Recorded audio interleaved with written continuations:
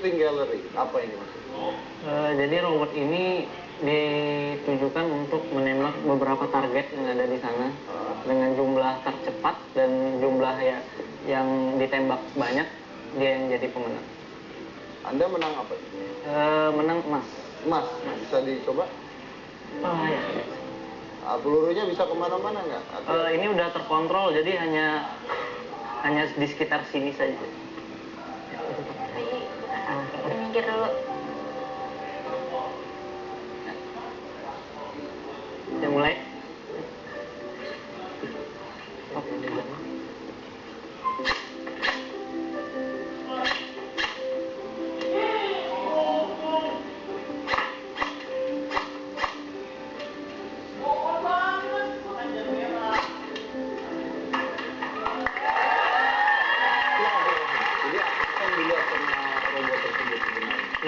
Robot ini mungkin kalau target utama penciptaan ini ketika kalau Amerika punya robot rudal, anti rudal. Kalau Indonesia mungkin kalau dengan adanya ini kemudian ada dukungan pemerintah, kita bisa membuat robot anti rudal juga. Jadi ketika rudal negara lain di angkasa, kita bisa mendeteksi kecepatannya berapa, kita bisa mendeteksi kecepatan anginnya berapa, lalu kita bisa sebelum jatuh ke tempat tujuan, kita bisa hancurkan dahulu. Oke, dan dia mendeteksi apa sebenarnya? Warna atau apa? Ini mendeteksi warna dan objek. Warna dan objek. Jadi yang ditembak adalah? Target-target bulat yang tadi. Oh ya, berdasarkan warna putihnya? Iya, berdasarkan warna putihnya. Berdasarkan warna putihnya. Iya. Oh, jadi kalau ada orang lewat pakai baju putih, tembak kemudian?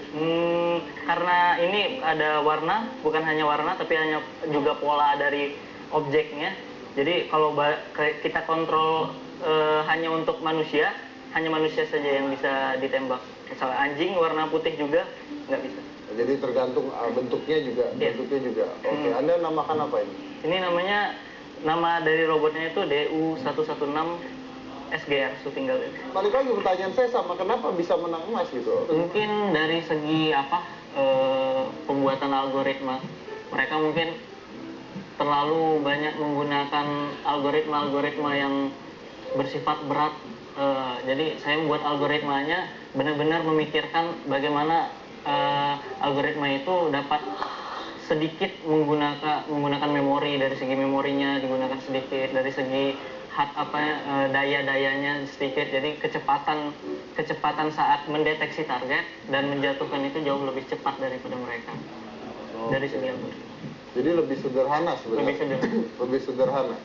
Itu ya pistol yang dipakai apa? Airsoft gun. Airsoft gun. Dan berapa lama buat ini? Kemarin saya sekitar 8 bulan. Sekitar 8 bulan untuk pembuatan ini. Berapa biayanya? Kalau budget sekitar di bawah 10 juta. Di bawah 10 juta. Yeah. Jadi ini Anda harus merekam dulu targetnya baru ditembak gitu. Dia udah otomatis merekam. Jadi saya cuma mengatur bagaimana karakteristik dari targetnya. Polanya seberapa, kontrasi warnanya seberapa, lalu dia udah otomatis mencari. Oke, baik. Ini mungkin karena lampu juga ya, jadi warnanya jadi kuning dan sebagainya. Di sana kan lightingnya nggak begitu mencolok, jadi pengaturannya itu sedikit berubah ketika di sana dan di sini. Oke, kita tuh tidak ada fakultas yang khusus membuat robotik begini. Kalau untuk fakultas mungkin ada. Namanya itu ya divisi robotika. Sebenarnya ini tuh kita tuh di sini UKM, bukan sebagai satu fakultas sendiri. Oh, jadi gabung, semuanya bergabung untuk membuat robot ini. Dari universitas apa tadi? Universitas Komputer Indonesia, Unikom. Unikom. Dan Anda dapat hadiah apa setelah dapat emas? Kemarin dapat satu medali, masing-masing dapat medali. Kalau dari tambahannya mungkin dari kampus ada beasiswa, ada apa. Sudah dapat? Ya. Sudah dapat beasiswa. Oke, dari pemerintah ada yang melihatnya hal seperti ini? Saat ini masih mungkin belum ya. Tapi nanti berharapnya akan secepatnya mungkin dari pemerintah bisa bekerja sama. Oke. Timnya berapa orang? Gimana? Timnya berapa orang buat ini? Timnya kalau untuk robot ini mungkin karena kebetulan saya di bidang informatika, jadi mungkin saya sendiri. Tapi kalau yang macam tadi, waiters itu ada sekitar 2 orang. Sekitar 2 orang. Oke. Terus setelah ini Anda ingin membuat apa lagi? Kalau target selanjutnya saya ada Laba-laba aja, Om. robot namanya Robo Magelang. Jadi robotnya itu ditargetkan untuk berjalan otomatis. Kalau di dalam dunia nyatanya itu seperti mobil, misalnya kita mau ke suatu daerah, kita nggak perlu mengemudi lagi. Tidur aja gitu ya? Iya, dia tinggal kita kontrol, misalnya mau ke alun-alun atau mau ke apa gitu, dia udah otomatis jalan. Oke, jadi dia bisa ngeliat ada Bisa. kendaraan Om, Iya. kalau dan ke... sebagainya bisa. Om, dia bisa berenang, Om. Kalau di program bisa. Kendala paling utamanya apa sih yang membuat Anda terhambat? Mungkin apa ya? Dari segi dana mungkin. Dana. Lumayan besar untuk pembuatan robot ini. Jadi mungkin kendala terbesarnya di sana. Ya, dan Anda nanti ingin membuat apa? Magelang, Robo Magelang. Robo Magelang. Iya. Oke. Untuk konsep kedepannya adalah menyetir sendiri ya. Iya. Kapan itu?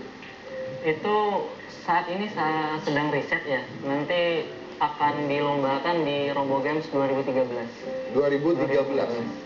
Dalam bentuk kecil juga seperti Iya, ini. prototipe juga. Dan prototipe juga. Berarti kalau itu banyak mereka bisa saling jalan dan berhenti kalau ketemu dan sebagainya. Iya. Oke, jadi Indonesia kemarin membawa sebenarnya 5 emas ya. 5 emas. 5 emas dan 1 perak Itu dari Itu untuk di Robo Games. Tapi di Trinity itu kita nggak unikom aja. Jadi ada dari STT, Telkom, dan ITB.